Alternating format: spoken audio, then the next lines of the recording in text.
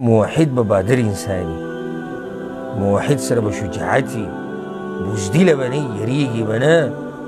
زموږ سره حق دی چې د چا سره حق دی هغه یریږي، چې د چا سره الله ملګری هغه یریږي.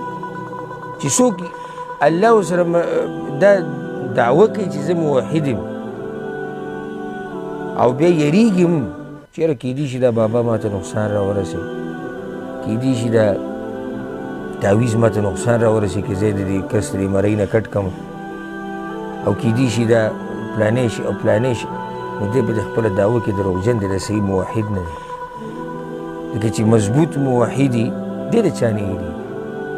الله ورسره ملګری دی، هغه رب ورسره ملګری چې هغه حقیقي معبود دی او رښتینی معبود دی، او دی بیا هېرېږي د مخلوق نه. دا چل یې زده کړه د هود علیه السلام.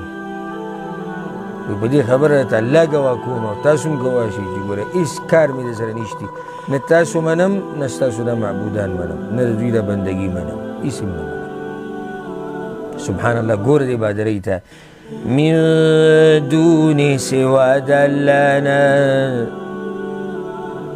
یعنې ستاسو دا کوم معبودان چې تاسو جوړ کړي د الله نه علاوه، فکیدوني جمیعا، نو چل جوړ کئ ما ته ټول، ثم لا تنظرون، بیا مهلت مرا کوئ ما ته. څنګه جواب دی؟ وی تاسو ټول راجمع شئ، فکیدوني جمیعا، ټول راجمع شئ او ټول یو چل جوړ کئ زما خلاف، او زما د مقابلې دپاره ځان تیار کئ، او ما له مهلت هم مرا کوئ.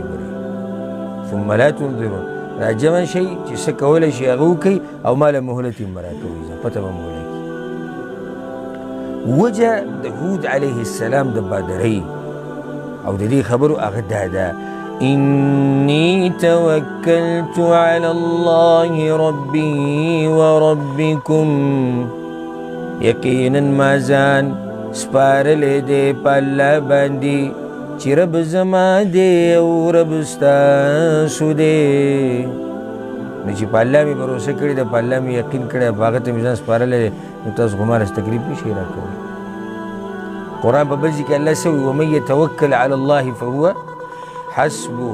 څوک چې په الله باندې ځان وسپاري نو الله د هغه دپاره کافي شو. او وی په داسې رب مې ځان سپارلی دی، ما من دابة إلا هو آخذ بناصيتها، نشتی زنده سره مگر الله نیونکی دی تندې د هغه. هیڅ زنده سره نشتی مگر الله نیونکی دی تندې د هغه دی. یعنې د هغه هر څه د چا په لاس کې دي؟ الله په لاس کې. دا معنی د تندې نه، یعنی چې څومره حیوانات موجود دي، څومره ژوندي موجود دي، د دې ټولو مالک څوک دی؟ هغه الله دی.